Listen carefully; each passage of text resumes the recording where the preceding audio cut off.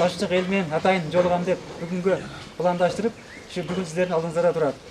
Облус башчысы менен бирге бардык облустук мекеме ишканалардын жетекчилери чек арадагы Таш-Тумшук айылына барды. Алардын келерин уккан жергиликтүү жашоочулар чогулуп турушкан. Жетекчилер үймөй кыдырып кабар алып, ар бир жарандын көйгөйүн жеринде чечүүгө келгенин айтып, айыл элинин бир катар суроолоруна жооп беришти. Иш сапардын алкагында көпчүлүк маселелерди жеринде чечүүгө шарт түзүлдү. Акыркы эле бир айдын ичинде президентибиз 2 жолу келип кетти. Значит, айтып атат. Эмне маселе? Бизге чыгып айткыла. Чечип берели.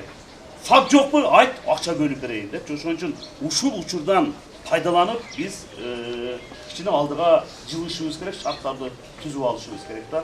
Таш-Тумшук айылы Тажикстандын айылдары менен чектешет. Жана кыргыз-тажик жарандарынын үйлөрү шахмат тибинде жанаша жайгашкан. Мындан улам айылда турмуш тиричиликке байланыштуу эки мамлекеттин жарандарынын ортосунда байма-бай ар түрдүү маселелер жаралып турат. Көчалыда жалгыз үй калганмын. Тоногон, талкалаган мени.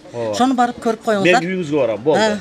Таза суу, жер, турак жай, электр энергиясы, балдардын окуусу, эс алуусу, калктын саламаттыгы, коопсуздугу тууралуу бир катар маселелер көтөрүлдү. Тиешелүү жетекчилер жеринен жоопторду беришти. Айыл өкмөттөн, айыл башчыдан жер адистери бар. Ошолор документтерди токтом чыгарып бергенден кийин анан госрегистрге кетиш керек. Ошон үчүн сиздер кучакташып иштешиңиз керек. Колтукташып.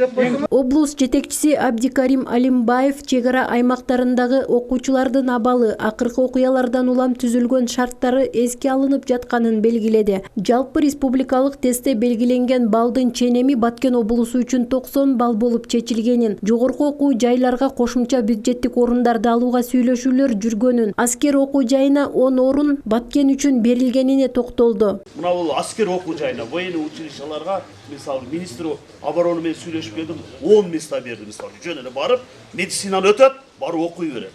Эгерде биз мисалы үчүн балдарды азыр ушундай шартта балдар окуса, жанагыдай балга жетпей калат. Ошондон азыр Бишкектен дагы баары аракет кылышып, айткыла биз кандайдыр бир жардам көрсөтөлү депчи. Ошондой эле чек ара аймактарындагы улгайган жарандар Жалал-Абад санаториясына 10 күн акысыз эс алууга бара тургандыгын айтты. Мындай шарттарды башка эс алуучу жайлардын ээлери менен да сүйлөшүп жатканын облус жетекчиси билдирди. Мына аксакалдарды кичине ооруп аткан аксакалдарды деп туруп 20 место алды мисалы үчүнчү. Биз бекер барастар Жалал-Абад санаториясына 10 күн сиздерди акысыз ал жерде лечение кылат. Андан кийин алар өздөрү алып келип туруп ушул жерге ташап коюшат мисалы үчүн. Ыйгарым укуктуу өкүл айыл элинин коопсуздугу, ички иштер кызматкерлери менен чек арачылардын күнү түнү көзөмөлүндө экенин айтып, кооптонбоого, дүрбөлөңгө түшпөөгө чакырды. Ошондой эле айыл аксакалдарынын да үйүнө барып жашоо шарттарынан кабар алды. Андай начальник управления келип сүйлөштү го. Милициялар менен бир келип иш алып барышты. Аларды чакырып меселерин түшүндүрдү.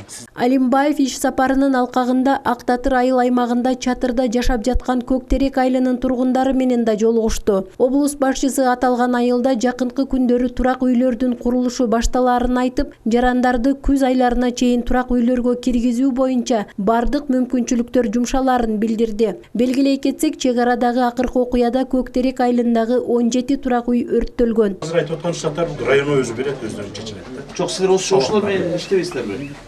Мен анча-мынча облас районунун жумушуна киришип кетип атат да.